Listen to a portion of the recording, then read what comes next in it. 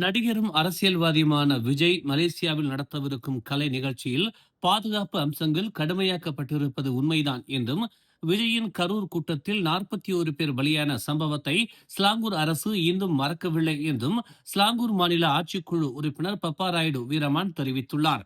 கரூரில் 41 பேர் உயிரிழந்ததற்கு முக்கிய காரணமாக அதன் பாதுகாப்பு விதி மீறல்கள் என்பதையும் ஸ்லாங்கூர் அரசு உணர்ந்துள்ளது. இதனால் தற்போது மலேசியாவில் நடைபெறவிருக்கும் நடிகர் விஜயின் கலை நிகழ்ச்சியில் பாதுகாப்புகள் அதிகரிக்கப்பட வேண்டும் என்று பப்பா ராயுடு ஏற்பாட்டு குழுவிற்கு நினைவூட்டியுள்ளார். மீண்டும் இது போன்ற சம்பவங்கள் நடைபெறக்கூடாது என்றும், குறிப்பாக மலேசியாவில் இப்படி பாதுகாப்பிற்கு அச்சுறுத்தல் ஏற்பட்டால் அரசு கடுமையான நடவடிக்கையை மேற்கொள்ளும் என்றும் பப்பா ராயுடு எச்சரித்தார். விஜய் ஒரு நடிகர் மட்டுமல்ல, அரசியல்வாதியாகவும் இருப்பதால் மக்களின் பாதுகாப்பை உணர்ந்து ஏற்பாட்டு குழு முறையான திட்டமிடலுடன் திறமையான ஒழுக்கமான நிகழ்ச்சியாக நடத்த வேண்டும் என்று பப்பா ராயுடு கலை நிகழ்ச்சியின் ஏற்பாட்டு குழுவிற்கு நினைவூட்டியுள்ளார். அரசாங்கம் பாதுகாப்பை வழங்குவதில் முழு கவனத்துடனும் ஈடுபடும் என்பதால் மக்களும் அதற்கு ஒத்துழைப்பு வழங்க வேண்டும் என்றும், அசம்பாவிதங்கள் எதுவும் நிகழ்ந்தால் கடுமையான நடவடிக்கையை அரசு எடுக்கும் என்றும் பப்பா ராயுடு முன்னெச்சரிக்கை விடுத்துள்ளார். தாவாவ் நகரில் உள்ள கம்போங் ஸ்ரீ அமான் லோரோங் ஜெட் 4 ஜலான் அபாஸ் பகுதியில் உள்ள நீர்ப்பரப்பின் மீது கட்டப்பட்ட கிராமத்தில் குறைந்தது 30 வீடுகள் நேற்று இரவு ஏற்பட்ட தீ விபத்தால் முழுமையாக எரிந்து நாசமானது. இந்த விபத்து இரவு 11:20 மணி அளவில் நிகழ்ந்ததாக நம்பப்படுகிறது. ஒரு வீட்டில் தீப்பிடித்து விரைவாக அது பரவியது. வீடுகள் மரம் பலகைகளால் அடர்த்தியாக கட்டப்பட்டிருந்ததால் தீ வேகமாக அண்டை வீடுகளுக்கும் பரவியது. தாவாவ் தீயணைப்பு மீட்புத்துறை தலைவர் ஜெமிசின் உஜின் இது குறித்து கூறுகையில், இரவு 11:23 மணி அளவில் அவசர அழைப்பு வந்ததும் 27 உறுப்பினர்கள் 2 தீயணைப்பு வாகனங்களுடன் உடனடியாக சம்பவ இடத்திற்கு விரைந்ததாகவும் சுமார் 10 நிமிடங்களில் அங்கு வந்தடைந்ததாகவும் கூறினார். தீயை முழுமையாக கட்டுப்படுத்தும் பணி நடந்து வருகிறது என்றும், இதுவரை உயிரிழப்பு அல்லது காயங்கள் பற்றிய தகவல் இல்லை என்றும் அவர் தெரிவித்தார். நீர் கிராமங்களில் இதுபோன்ற தீ விபத்துகள் அடிக்கடி நிகழ்வதால் பாதுகாப்பு நடவடிக்கைகளை வலுப்படுத்த வேண்டும் என்று உள்ளூர் மக்கள் கோரிக்கை வைத்துள்ளனர்.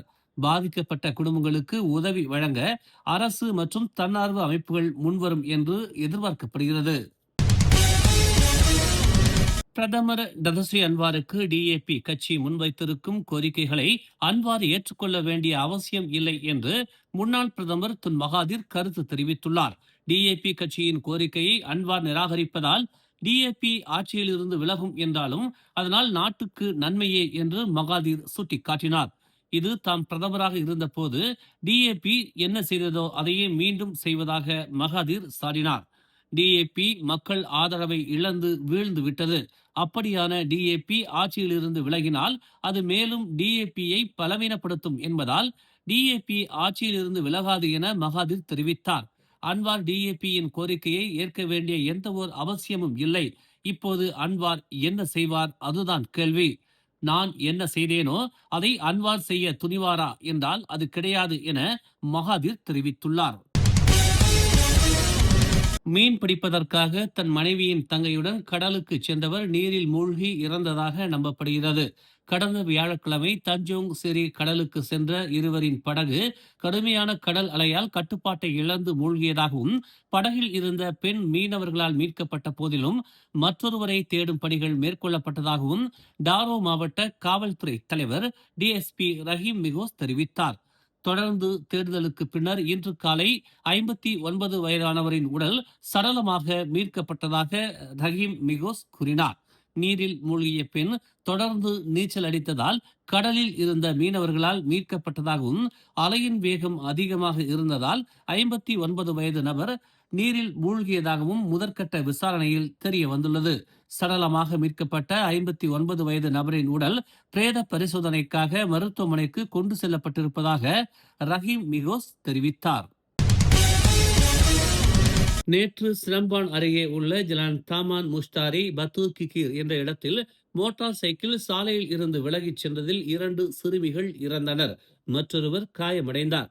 13 வயது ஓட்டுநரும் அவருக்கு பின்னால் அமர்ந்திருந்த 10 வயது சிறுமியும் தலை மற்றும் கைகளில் பலத்த காயம் அடைந்து மாலை 5:55 மணியளவில் சம்பவ இடத்திலேயே இறந்ததாக தெரிவிக்கப்பட்டுள்ளது.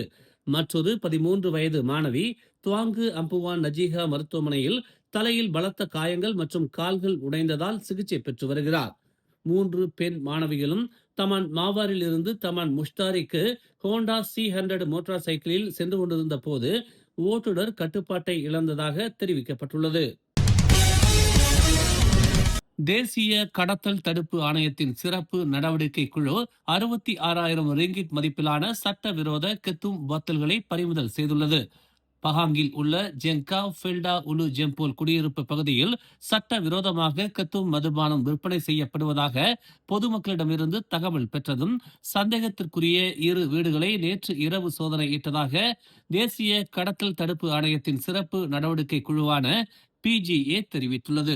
இச்சோதனையின் போது வீட்டில் இருந்த 36 முதல் 55 வயதுடைய 5 உள்ளூர் ஆடவர்கள் கைது செய்யப்பட்டிருப்பதாகவும் முதல் வீட்டில் 1066 பாட்டில்களும் மற்றொரு வீட்டில் 1600 பாட்டில்களும் பறிமுதல் செய்யப்பட்டதாக தேசிய கடத்தல் தடுப்பு ஆணையத்தின் சிறப்பு நடவடிக்கை குழுவான PGA தெரிவித்துள்ளது.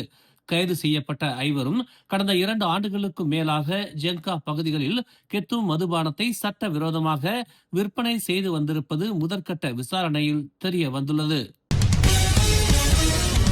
அனுமதியின்றி வேலை செய்ததாக நம்பப்படும் மொத்தம் 49 சட்டவிரோத குடியேறிகள் குடிநுழைவுத்துறையால் மேற்கொள்ளப்பட்ட 16 சோதனைகளில் கைது செய்யப்பட்டனர். இந்த நடவடிக்கை நேற்று அதிகாலை 12:10 மணிக்கு தொடங்கியதாக ஜொகூர் குடிநுழைவுத்துறை இயக்குனர் டத்தோ முகமது ரூஸ்டி முகமது டாரூஸ் தெரிவித்தார்.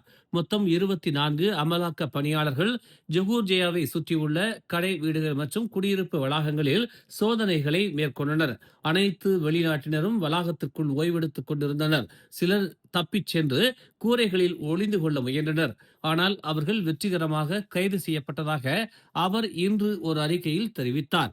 கைது செய்யப்பட்டவர்களில் 12 மியான்மர் ஆடவர்கள், 11 பாகிஸ்தான் ஆடவர்கள், 8 வங்கதேச ஆடவர்கள், 2 இந்தோனேசிய ஆடவர்கள் மற்றும் 12 மியான்மர் பெண்கள், 20 முதல் 49 வயதுடைய 4 இந்தோனேசிய பெண்களும் அடங்குவர் என்று அவர் மேலும் கூறினார்.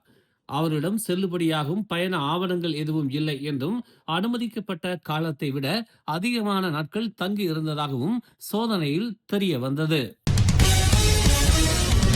மேலும் செய்திகளை தெரிந்து கொள்ள தமிழ் மலர் இணையதளம், தமிழ் மலர் செயலி மற்றும் மலர் டிவி யூடியூப் சேனலை வலம் வாருங்கள். எங்களோடு இணைந்திருக்க மலர் டிவியை பதிவு செய்து கொள்ளுங்கள். உறவுகள் மகிழ்ந்திட விருப்பம் மற்றும் பகிர்வு சேவையை சொடுக்கிடுங்கள்.